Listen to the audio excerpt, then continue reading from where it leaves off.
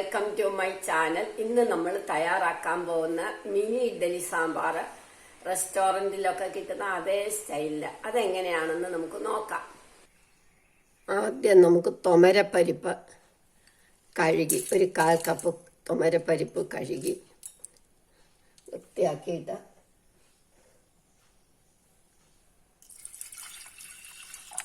വെള്ളം ഒഴിച്ചു. ഒരു കഷ്ണം കായം ഇടണം, 1 ടീസ്പൂൺ പച്ച വെളിച്ചെണ്ണ, 1 മുളക് മുറിച്ചിടണം. എന്നിട്ടിത് ഒരു 3 വിസിൽ കേൾക്കട്ടെ. 3 വിസിൽ കേട്ടിട്ട് നമുക്ക് നിർത്താം. അപ്പോഴത്തേക്ക് നമുക്ക് ഇതിന് കഷ്ണത്തിന് അരിയാം. ഇപ്പം ഇത് 3 വിസിലായി, നമുക്കിത് നിർത്താം. ഈ സമയത്ത് ഇഡ്ഡലി അടുപ്പേ വെക്കാം. ഇതിനു വേണ്ടി നമുക്ക് മിനി ഇഡ്ഡലിയാണ് ഉണ്ടാക്കുന്നത്. ചെറിയ ഇഡ്ഡലി ഉണ്ടാക്കണം. വെള്ളം അടുപ്പയിലേക്ക് വെക്കാം.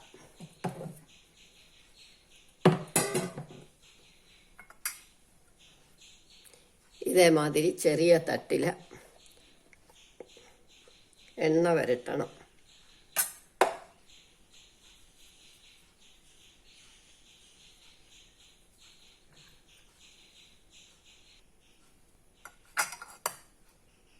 നമ്മൾ ചെറിയ തവി കൊണ്ട് അല്ലെങ്കിൽ സ്പൂണ് കൊണ്ട് കോരി ഒഴിക്കണം.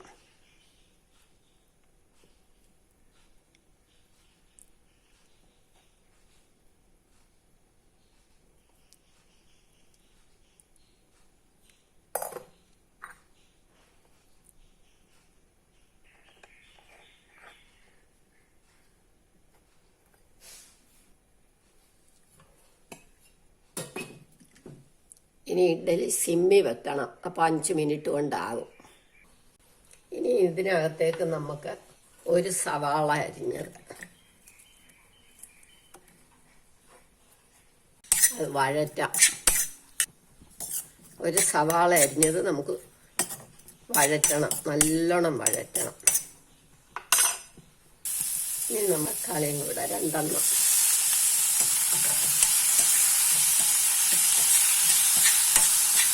ഉപ്പിടാം, കുറച്ച് മഞ്ഞൾപ്പൊടി, ഒന്ന് വഴലാൻ വേണ്ടി മാത്രം.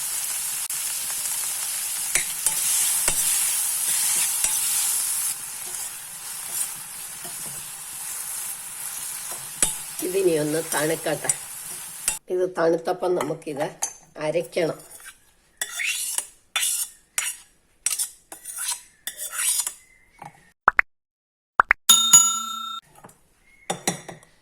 തുമര വേവിച്ചതും കൂടെ ഒന്നുകിൽ അരയ്ക്കണം, അതല്ലെങ്കിൽ നല്ലോണം ഉടച്ചാലും മതി. ഞാൻ നല്ലോണം ഉടയ്ക്കുന്നതേ ഉള്ളൂ. ഇനി അതേ ചീനച്ചട്ടിയിൽ തന്നെ നമുക്ക് കുറച്ച് ചെറിയ ഉള്ളിയും 2 വെണ്ടയ്ക്കയും കൂടെ കുറച്ച് എണ്ണ ഒഴിച്ചൊന്ന് വഴറ്റണം. ഇത് കഷ്ണമായാലും മതി, വെള്ളരിക്ക ഇടാം. ചെറിയ ഉള്ളിയാകുമ്പോൾ നല്ല സാമ്പാറിന് നല്ല ടേസ്റ്റ് ആവും. ഇനി നമുക്ക് ഇതും സ്വല്പം ഉപ്പും മഞ്ഞൾപ്പൊടി ഇടാം.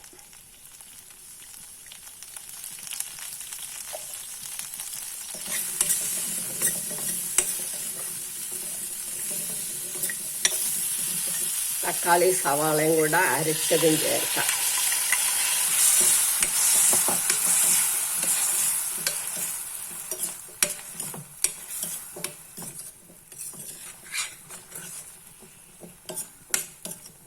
ഇനി നമുക്ക് തുമര വേവിച്ച് നന്നായിട്ട് ഉടച്ച് വെച്ചേക്കുന്നത്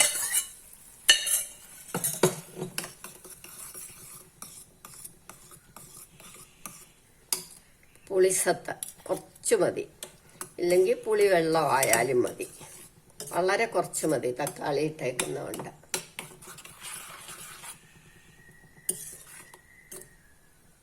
ഇനി 1 കഷ്ണം ശർക്കര ഇടണം.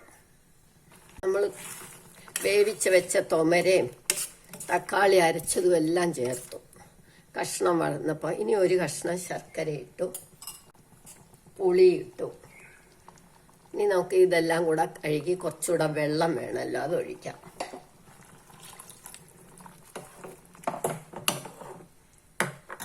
ഇനി സാമ്പാർ പൗഡർ ഇടാം.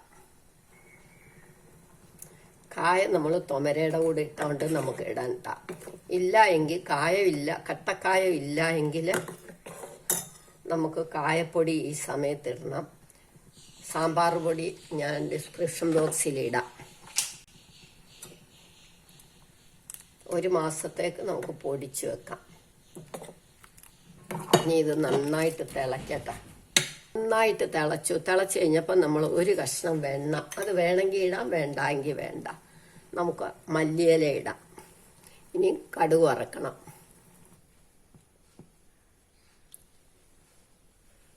കടുക് വറക്കാൻ നമുക്ക് മുളക് വേണമെന്നില്ല, ഒരുപാട് എരിയാകുന്നുണ്ട്. കടുകും കറിവേപ്പിലയും മാത്രം മതി. കറിവേപ്പിലയും കൂടി ഇടാം. ഇപ്പൊ കടുക് പൊട്ടിക്കഴിഞ്ഞു.